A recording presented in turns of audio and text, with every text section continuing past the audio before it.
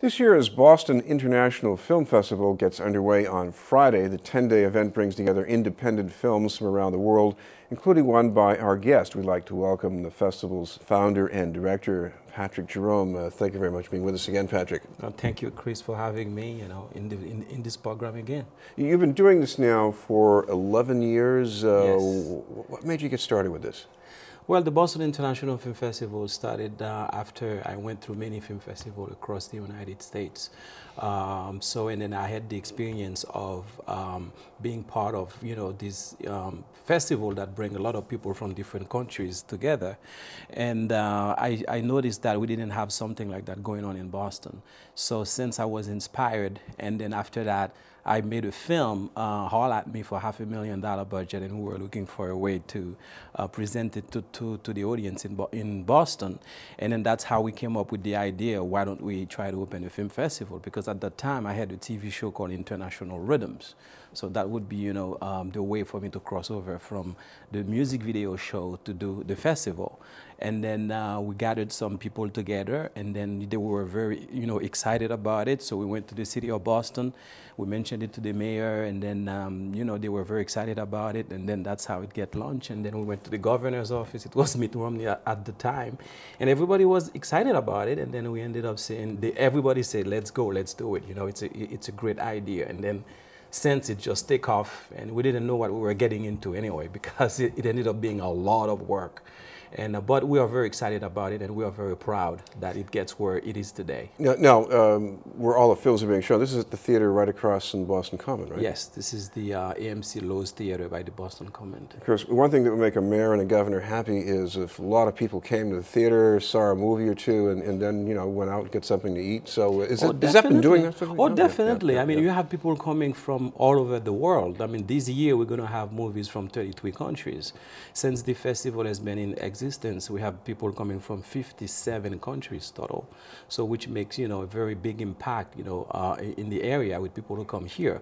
Of course, when people come here, you're talking about a hotel, transportation, and the restaurant, and everything like that. So, and then it's good marketing for Boston, and many people that come here, they love the city, they want to come back for vacation, they go and talk about it, they take a lot of pictures. So basically, it's definitely a good thing for Boston, to have the Boston International Film Festival going on. And you have quite a mixture because you have different lengths. You have some short features as well, I think. Yes, we organize the festival by session. So each session we try to not to make it no longer than 2.5 hours. So if a movie is 90 minutes, and then we have an hour to put some short film, before it, including the Q&A time too, because this is very important for us, the Q&A, because the festival, the directors come to Boston and they want to talk to the audience in person to, to get some feedback about their movies, to explain why they do it. So all that is part of the session. And then from one session, we have a break of half an hour, and then we have another session. So that's how we organize the festival. Now, you have some films that treat some of the standard topics of movies over many years, such as the true crime kind of movie. Mm-hmm. But you've also got some strange topics. There's one about abandoned bicycles. It is, we try as much as we can to promote local filmmakers.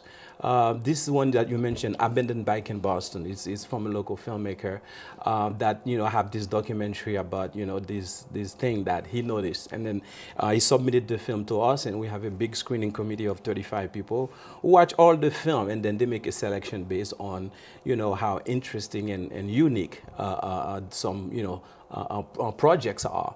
So that's why we ended up having such a variety of film with different kind of genre and theme, which makes it very interesting. You've got some places that we usually don't even see films from that often, at least to people in this country. You've got one film, I think, from Mongolia, and you have another one that's sort of a collaboration between somebody from Mexico and somebody from China. Yeah, that's a very interesting film, 3 Secrets of Success. Actually, the movie was submitted from China. And then once the movie get accepted, and then we get more information about it and find out that the filmmaker is from Mexico, So the filmmaker from Mexico, he filmed part of it in Mexico and then go to China and film another part of it, and now he's living in China. And we were like, wow, this is a very interesting combination. So you have stuff like that going on, you know, people who are from different countries who ended up living somewhere else.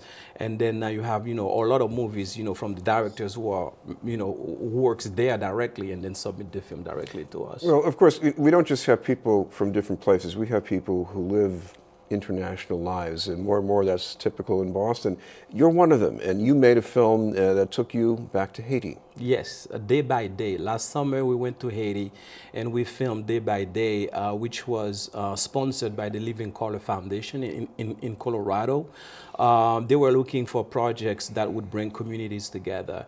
And then I went there with them sponsoring it. And then we went there to teach a class of kids, showing them how to make movies on iPads.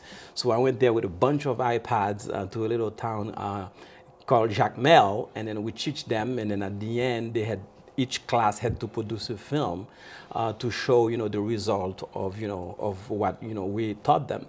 So that was interesting. And then at the same time, while we were there for a month, we shot Day by Day, which is a story about, you know, two kids looking for their grandparents after the earthquake that hit Haiti in January 2012. So that was a very, you know, interesting experience for me, because I didn't go to Haiti for a while. And being there and working with local actors and seeing the culture and seeing the potential, the hope that we brought to the community, that was very, very special. Because one question underlying a film like that is, do you work with some ready-made child actors, or do you find kids who are just more like average kids? They were already kids who were already acting in some little short film that were made.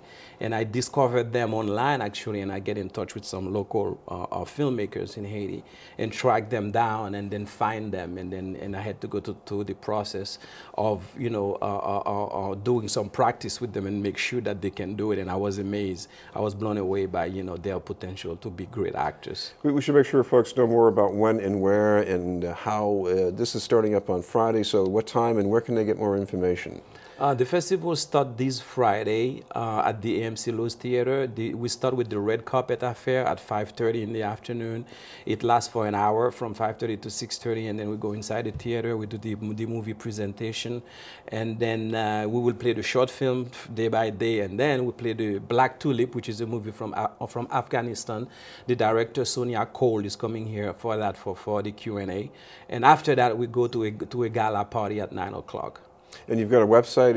Yes, it's bifilmfestival.com, and for more information they can call us as well at 617-482-3900. And we are very excited and looking forward to see everybody. Well, thank you very much for being with us again. All right, thank you, Chris. I'm looking forward to see you too at the festival. Yeah. Patrick Jerome from the Boston International Film Festival.